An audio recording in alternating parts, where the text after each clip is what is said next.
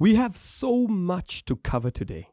Gayton McKenzie, VBS, what happened there? We're hearing all sorts of things. Social media influence has been exposed and people want blood. Donald Trump has been shot. Now the FBI is investigating. Let's jump right into it. There is a lot to discuss today. And the first thing that I want us to discuss is VBS. We're hearing a lot about VBS. A lot of people are talking about VBS. We want to understand what's going on with VBS. What happened with VBS? Heard of him? Well, you should by now. He is the former chairperson, VBS chairperson, who was sentenced to an effective 15 years in prison after he pleaded guilty to several charges that related to the collapse of the mutual bank. You also see in your picture, in your shot, his co-accused former VBS CFO, Philip Trutter, who was sentenced a few years ago. Matodzi's plea agreement affidavit, though, is causing somewhat of a stir in the public domain. A number of prominent names have been mentioned, so it's in the public interest to talk about it, right? Well, the National Prosecuting Authority doesn't seem to think so. They have condemned what they refer to as the unlawful leaking of an affidavit in the VBS case. They say it undermines the administration of justice and places several individuals, including members of the investigation and prosecution team, in danger. So it's serious. They are considering legal options in this regard. So what does that mean for the public interest argument? It's interesting, but is it in the public interest? We will explore this in greater detail, which brings us to the question of the week, and it's simple. What do you make of the leaked affidavit, VBS affidavit? Let us know at It's Topical SABC. We're going to get your thoughts in a short while. There we go. Let me know in the comment section, what are your thoughts? What do you think about the leaked VBS documents? The whole country is talking about them. People want to know. People are discussing them. People are saying, well, what's going on? What happened? How do we understand it? And I think for us to understand VBS, we have to go back to where it began, the background. What happened in VBS? He ended up taking over the chieftaincy. He was part of those who were in this particular grand scheme of VBS with Vele Investments, with Chipiwa Matodzi, and many others who were leading this particular bank. So it was a mutual bank for those particular deposits as a burial society in its inceptualization. Right. What do we know in terms of progress in the various cases? What we do know in the various cases is that you remember when the case broke out after that report by Advocate Terry Mutau, Philip Trutter was the chief financial officer of this particular mutual bank. He ended up turning state witness and having a plea bargain with the National Prosecuting Authority after their arrest when they appeared at the Palm Ridge Magistrates Court alongside the likes of Denim Caesar, the former ANC treasurer, provincial treasurer in Limpopo, the likes of Kabelo Matsepe, who is seen as a fixer of these particular municipalities with Denim Caesar, and many others, like also Chipiwa Madzonga as Matodzi as well, who is effectively the one who has written that affidavit that we'll speak at a later stage on. You've got others within this particular bank like Andile, who also worked as a CFO of this particular VBS bank. At this point in time, the only person who has been taken behind bars was Philip Trutter until Matodzi, Chipiwa Matodzi, now came up with that particular affidavit. He has effectively been sentenced to 15 years. So at this point in time, 2 people have been sentenced, but there is movement as we speak right now.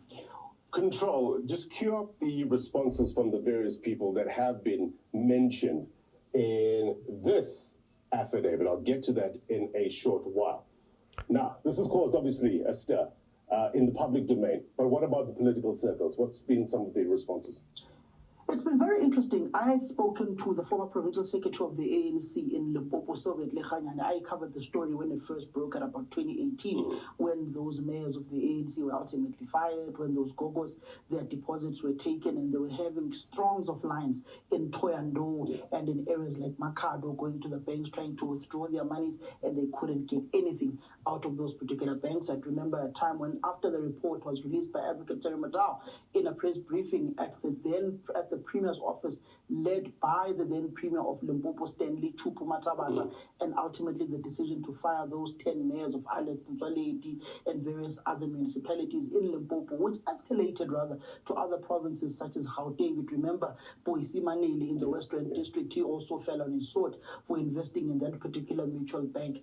But as we speak right now, you've got the likes of Kabelo Matsepe, Denim Caesar, who are entangled in this report, in this affidavit filed by Chifiwa Matodzi, particularly on the stripping of the assets of Vele Investments, how he was told to go abroad, go to England, how his luxurious vehicles were sold, how the assets of Vele Investments were stripped, and how he got little resources out of it, and how he was literally staying in a back room in Randburg and having no assets at all anymore, and having to rely on legal aid, as per the reports by Sunday Times, by the likes of Tsapopolo Chiga and Sabelo Skiti. So in essence, what we are seeing is a political fallout within the ANC itself in Limpopo. You saw the minister in the presidency, Khumbudzo Nthaveni, was also a PEC member of the ANC in Limpopo, has been very vocal in saying that the deposits of the innocent elderly community in Limpopo must be brought back, and those who siphoned these particular funds must be essentially taken to jail. But legal teams are meeting. I do know that those who are so-called kingpins politically in the stripping of Vele Investments, they are speaking with their legal team and many others who are implicated by Chipiwa Matodzi and also the former Director General in Treasury, that would be Dondo Mokhoja. He's come out to deny these particular allegations that he had gotten R1 million gratification. I want to get to that. Obviously, I mean, charges needs to be... So you can hear that there are a lot of people implicated. A lot of people are coming out and speaking. A lot of things are happening.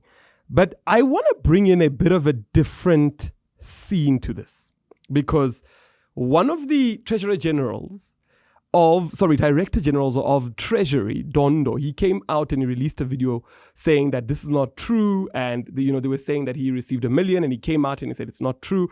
And all the politicians are coming out and people are coming out and releasing statements. I want you to listen to this statement. Then I want to throw something at you that I would want you to answer me in the comment section as to, is it not that black people in this country must continue to scrape for money?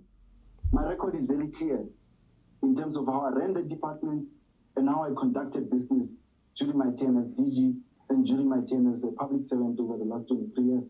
As an organization, we are very disappointed because throughout we are made to believe that the matter of VBS has reached finality as far as it relates to various leaders of the ANC. Of course, the ANC will digest this matter because in any event, there's nothing new from that matter. We have always known that certain leaders have been mentioned, but there's not been any work on the part of law enforcement agency in a form of charging them criminally that will warrant the ANC to act otherwise. There is absolutely no change to our statements and positions on VBS. There are endless archives, as you know, on this matter. So if you want a response, please refer to your archives. That's the EFF spokesperson. How about you also allocate the same energy on those actually pinned in VBS and double your energy on that Cyril Ramaphosa's illegal foreign currency that was hidden in his mattresses and so his Pala farm. This obsession of forcing EFF into VBS corruption is just plain down harassment now. We need everybody mentioned to be prosecuted and to serve their time. Justice for the people, the victims of the VBS must be heard. So there you have it. We've got a clip that explains much of what people said in their responses to VBS. I want to know from you, what are your thoughts about VBS? What are your responses about VBS? Now, what I was saying before we went in there, I was saying to you that the one thing that we get to sort of see through VBS is that everybody wanted to eat from VBS. You had chiefs and kings that are implicated. You had politicians. You had mayors. There were so many people that were charged or are implicated in VBS. I want to put this question to you because one of the things that we do here at this show is that we get you to think properly and critically about politics, not just to digest what the media or what I'm saying to you, but to think and criticize critically about what I'm saying to you. We have political parties that are part of the GNU in this country that were given funding by white monopoly capital. That money came from Investec, Capitec, Standard Bank, white monopoly capital that has had years in our country to build up their funds and their reserves. They chose who to fund politically. They funded the DA, they funded the IFP, they funded the Rise Mzansi, they funded many other political parties. Now, some parties in this country do not enjoy the certain liberties that white monopoly capital gives to them. So white monopoly capital, what are we talking about? We're talking about people that made money during apartheid. They became billionaires. They made money through the resources of the South African people and the state. We must accept that. And these people then deploy their money to political parties that keep them richer and help them become richer. Then you have VBS, a burial society in Venda, which many people were part of. Even my grandmother was part of. And growing up, I always used to go to VBS. I actually had a VBS account while growing up as well. And VBS then is trying to become a commercial bank, from a mutual bank to commercial bank. And they are struggling. And as they struggle, within the struggle, wherever they go, it's corruption after corruption after corruption. Wrong. I want to ask you this critical question. Do you think that there is a ploy from white monopoly capital, which owns the banks in the country, to ensure that no black people in this country ever own a bank? That's the first question. And I want you to give me that answer in the comment section. The second question, how, if there is that ploy, how then do we ensure that black banks exist in South Africa? Because as of now, every single black bank that has started, unfortunately, it hasn't gotten to the commercial stage. And we see these sort of things. Now, I don't only want to base these opinions on just what I'm saying. I want us to hear from the public, because people in the public were asked, what do they think? And they all had opinions. Let's hear what they think. Someone finally got sentenced. But it still begs a question to say that that's an official from the bank. What is going to happen to all the politicians? I think it's not fair, because already they have money, and now they're taking money. Boy, they might clap in Baba my big ballers when they get the Baba my big spenders. But I tell you, so it's not fair. 15 years is nothing for someone's life savings, eh? I mean, they planned their whole lives, they put their blood, hard work, sweat, tears into everything, only for someone to get a slap on the wrist about it. I thought it could be maybe from 30 years, considering the amount of money that has been taken from all these people. The people who are implicated in these VBS scandals, all of them need to be brought to justice. The justice system maybe is turning very slowly, and the families that are affected, they have put all their trust in these people, and for them to lose such an important investment like that, it's very shocking. So that's what people are saying on the streets. Those are their thoughts. I want to know from you, what are your thoughts? Now, regarding VBS, for me, some things are just not adding up in the way that they should actually add up. And one of those things is that how come it took so many meetings with politicians, meeting different politicians, all these smaller nyana skeletons that we are hearing, that this one asked for 1 million, that one asked for this one did that, this one did that, this one. How come it took all of that for VBS to finally come out and be something that we know? And what I'm asking essentially is to say that when they were meeting with all these politicians, was there no political figure in this country who said, but what you're doing is illegal? Do political parties that have been mentioned, do they not have legal advice? Where is the standpoint of legal advice within the profession of politics and all these things that are happening? Who was advising this legally? And my point is, there would seem to be a big disregard for how business is conducted in South Africa. And the big disregard means that you meet this politician in this restaurant and you exchange a brown envelope, you move, you go to this one, you do this. And people are even saying that even in South Africa, to get a job, you don't get it in an office. Here, you get it in a back room where you meet somebody and you... Could we have a societal problem that VBS is exposing? Because maybe if we look at other companies as well, we might find that many jobs that people are getting, many things that people are getting are happening in this VBS-like way. Is it that we've got a systemic corruption problem in our country that needs to be dealt with? And these are important questions that each and every one of us must answer, because remember, we want you to think critically and importantly about how the political system should work for you and who you want to be in politics. Now, here's an article.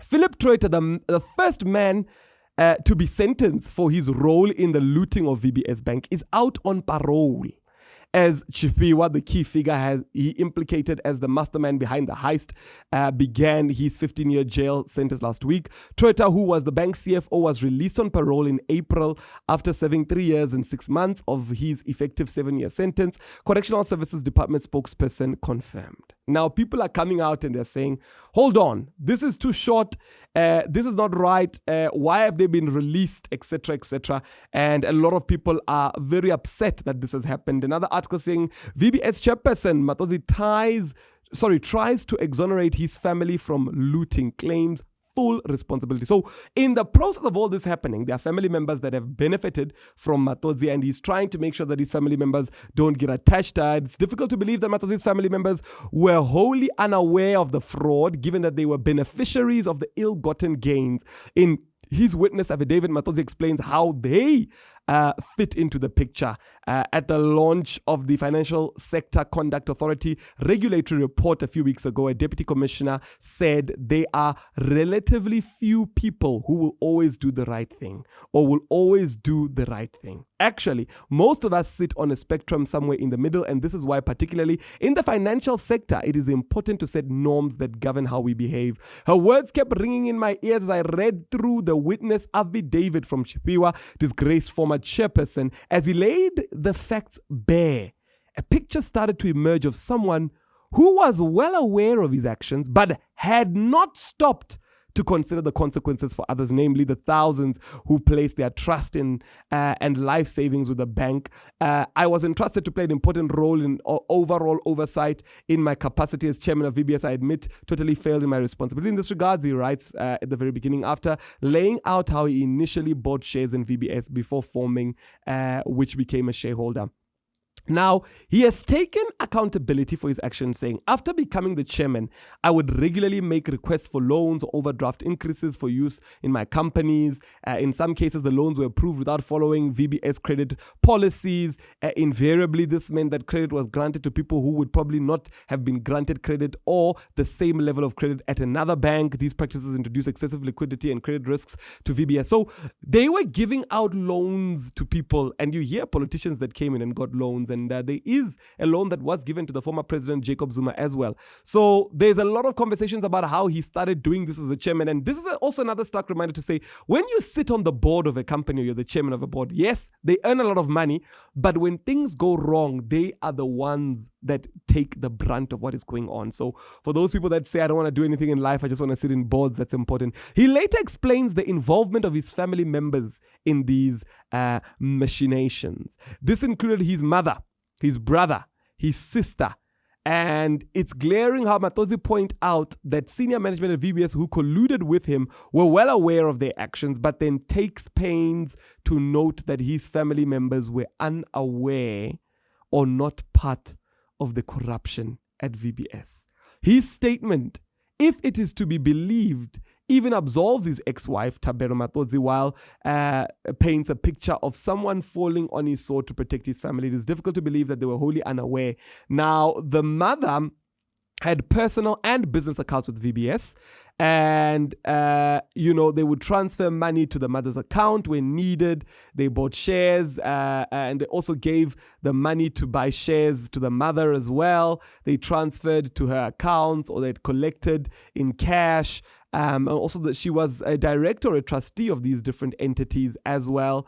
And it says here that as his mother apparently did not have any control over one of the companies which received an overdraft of 4.5 million from VBS. And, the amounts continue, a home loan of 7 million, which was transferred. And Matozi said that he used the facility to make various payments, mostly for very related issues, the 1.2 million from accounts paid. So the brother's involvement is also there. The sister's involvement is also there. And the list continues. But I want to bring across this point because it's important that when we assess these news and when we assess what happened, we also understand that the nature of the financial sector is a very rotten sector, especially in South Africa. Because what is going on with VBS should also happen with a rand manipulation case in our country. We want to know which family members benefited. We want to know the people that have benefited. And not only that, even when you look at the financial systems of our country, there are so many wrong things that are going on. And those that get caught, we do see this thing happening, which is good. But there are also those that don't get caught in it. And I think it's important that our financial services sector becomes strong to be able to regulate and to deal with these things very, very harshly. So there is a lot of that, personal assistance where we're also given money. And a lot of what happened here was completely unacceptable. And I condemn it in the strongest sense of ways. But it's also important that we realize that this thing has happened in other banks as well, where family members that are close to the bankers, etc., continue to get loans and interest rates have been manipulated. And we need to make sure that this thread happens. So what is clear from this is that banks in South Africa are rotten. And they must start being held to account like everybody else. Because there's so many times where we hear of this happening, but because the banks are protected by white monopoly capital, none of it ever comes out. And you must, this is what I said to a friend of mine when we were having a debate, to say, where did Chipiwa Matodzi learn this? Where did he see this happening? You can't tell me that he sat down and made up all these things in his head and came and enacted them. There are other bankers that talk in sentence to say, oh, this is how we did this deal. There are other funders that talk and say, oh, you can do this, you can use this person's details, you can do this. These are chats that happen within the financial sector. So we should not be naive to think that the rot only stops at VBS. No, the rot continues to all other financial institutions as well. And that rot does need to be dealt with. Why? Because financial institutions must be fair. Otherwise, the wrong people end up benefiting. And that's my 2 cents on the VBS matter. I want to know what you guys think. Now, on Twitter, it is trending. And what is trending is the EFF. They say that Mpho in 2018 lied to the public. And then 2024, they say now he's coming up with a different story. And I'll just play the clips so that you can hear them. Just for flying. That, if you like, is a donation that I've indirectly made to the EFF. So our members make donations all the time. So in 2018, he says it's a donation. All right. So before I move to Mr. Dagada, just for the record, right, there is no denial this time that the EFF party did receive funds from VBS. No, there's never been a denial of that. So if you can hear the 2 clips, the first one, he says they do receive donations. And the second one, he says there's never been a denial of that. Now, I see the EFF is releasing statements. Floyd Shibambo's statement is also coming out. And if I had to advise the EFF, this is what I would say to the EFF. I would say to the EFF to say the only way to fix what has happened with VBS is to come out and explain that the rot is bigger than what people think. You can't hide when these sort of things happen. You need to come out and say them. And I've been through a very similar situation. I mean, I'm very well known for cryptocurrencies. And when people came out in cryptocurrencies and they said, look, Bitcoin did well, but these other coins did not do well, this did not do well, that did not do well. We had people coming out and saying, look, it did not do well, we lost money, we were also part of it. That's what happened. And people that took those funds were arrested. So it becomes important that if I had to advise the EFF, I would say to them, look, the writing is on the wall. You did take the money. You were part of this thing and you enabled this thing. And the other leaders as well in the ANC as well. They need to come together and take up ownership. But when they do take up ownership, they need to come and say, but how do we compete with people that are funded by clean money, which is Government of National Unity? The money that is coming from that farm where it was under the couches, the other one that's coming from Stellenbosch white monopoly capital, when they themselves do not have funders that are backing them. They're not given money by white monopoly capital. So it makes sense that when they run into financial problems, maybe that these are the things that happen. Maybe they bought luxuries. I'm not trying to vindicate them in any way. And I'm not saying what they did is right. I have come out to say what the EFF did and the money that they took and the way they used it was wrong. I've come out to accuse them of that. But what I am saying is that there is a moment for our nation to learn from what has happened and to move forward. Not to brush it over and just treat it as, as something that happened and that's it. No, to really look at the core of it to say, what has happened here? What caused this? How do we fix it? Because let me tell you the travesty of this situation. The travesty of this situation is that for the next 10, 20, 30 years, every black person that tries to open up a bank, they will keep saying, remember what happened to VBS. You will be like VBS. Be careful, you are the next VBS. And the next 30 years, we see no black bank in the country. White monopoly capital banks continue. They fund who they want politically. And the country only has white monopoly funded people because they are the ones that own the bank and control the financing system of the country. That's what happens. So we must be honest and play open cards here to say, VBS, you took the money. The king must, the vendor king must come out as well and say, I took the money. They must all come and say, guys, we needed the money, we took the money, we ate the money, we were wrong. Let the law take its place. But while the law is taking its place, let's then have a conversation as a country to say money is slowly capturing our nation, if not already having captured it with people like Helen Zille running the Government of National Unity when she's a known Freemason member. And please, I didn't say it. It was on a news article, lest the Freemasons now look for me. I didn't say it. It was on an article. But if we are not going to have these conversations as a nation, we will continue to have the same spirals.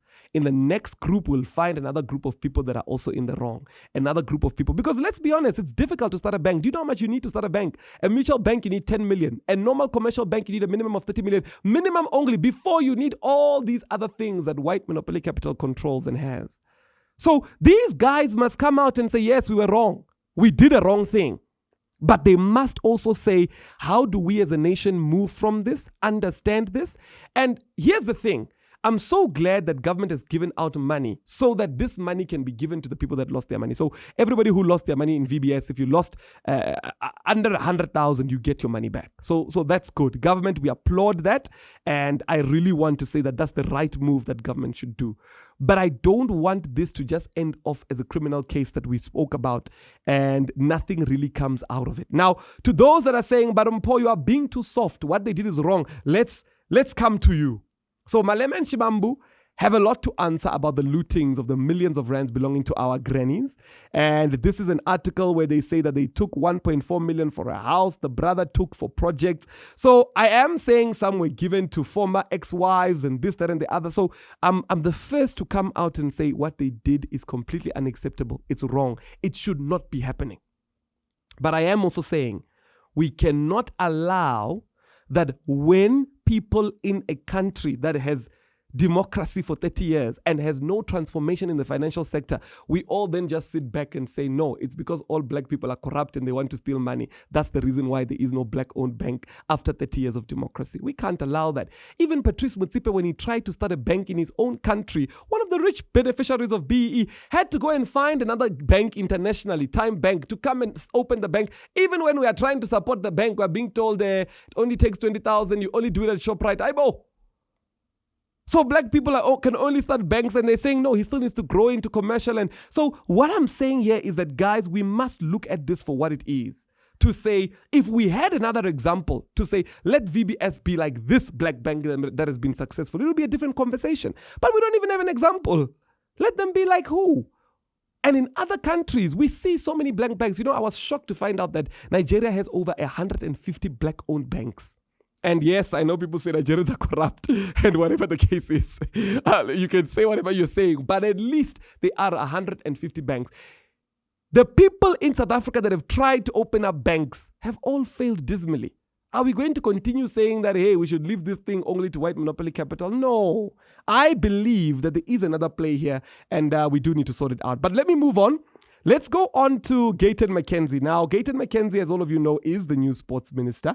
And there's a bit of a tuffle there going on. The ANC Youth League takes a stand against sports, arts and culture's failures under Minister Mackenzie. I think they're grandstanding here. He's just started. It says the African National Congress Youth League strongly criticized recent actions and statements from the Department of Sports, Arts and Culture under Minister Gayton Mackenzie. The ANC Youth League has condemned these actions as disgraceful and unacceptable, accusing the department of undermining artists and creatives it's meant to support. Now, it goes on, but I want to maybe start here to say, I think what Gayton Mackenzie is doing is correct. I want to start it there. What Gayton Mackenzie is doing is correct. It's something that I've always said should be done. Funds that belong to the public should be put on a blockchain and they should be distributed in a public manner so that every single person can see what is going on with the funds and what is happening with their funds. So I stand with the Minister Gayton Mackenzie. But I don't agree when it comes to what happened to Makadzi. Because when it came to Makadzi, it wasn't that she was given funds to do something by the department. She was given funds as an invoice. So these are two matters. I agree with the minister. Let's reveal everything. But when it comes to Makadzi, it is a completely different manner. And he is very active. He is very vocal. And I think, I must give credence to when politicians are doing well. We can't always be on the other side of complaining. I believe that Gayton Mackenzie is doing very, very well. This is what should be happening. A minister must be accessible to the people, must listen to the people, and must do what the people want them to do. So he is coming out there and he is speaking about a lot of things, dealing with a lot of things. He's updating people. And, a minister is a public servant. You can't serve people if you don't update them. And I believe that his updates and talking to people, this is what ministers need to be doing.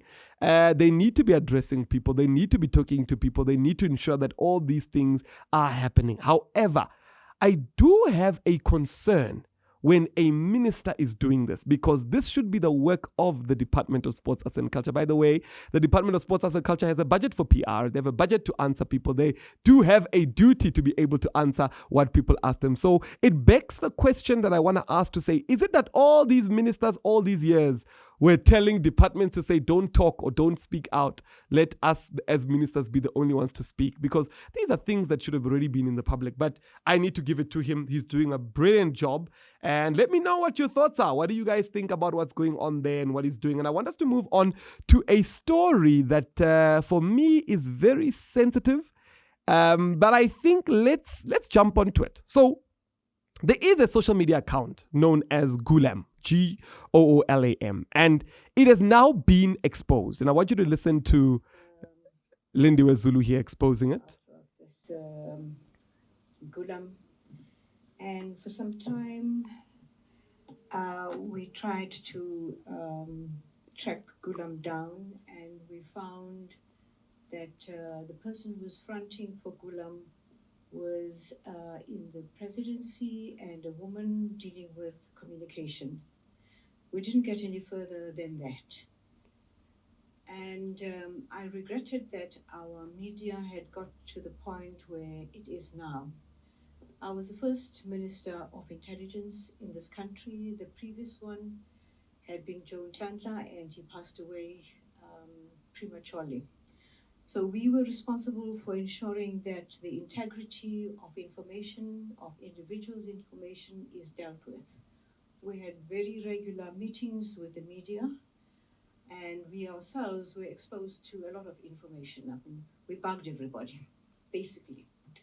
But there was an essential element in everybody who worked in intelligence. What they know, they cannot repeat. And even if a journalist were to get to them, they were not allowed to. So we had this ethical basis in intelligence to make sure that we can drive a society that is based on ethics. However, I found when I was personally attacked, and it was at the time when I stood as prospective president of the ANC, because I have every right, as everybody has, to stand if they felt like that. I was born in the ANC, and I thought, well, I'm old enough now to take a senior position. And Goolum did not let go. We tried to trace Goolum, and we were, as I indicated, stuck with this particular woman. And we thought, but how does this woman get so evil, get so petty, get so nasty? But the essence of what was happening is if you found my name in the newspaper, it was always attached to the most negative narrative.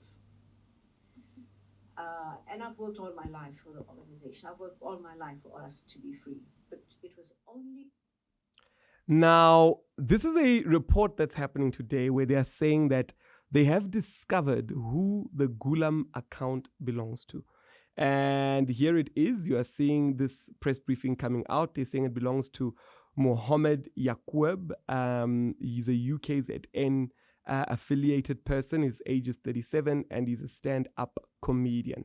So they're saying that they have now discovered who this person is. Now, if you look at the Goolum account has exposed a lot of stuff. It's sort of like our South African WikiLeaks. It exposes almost everything, everybody, and it just continues.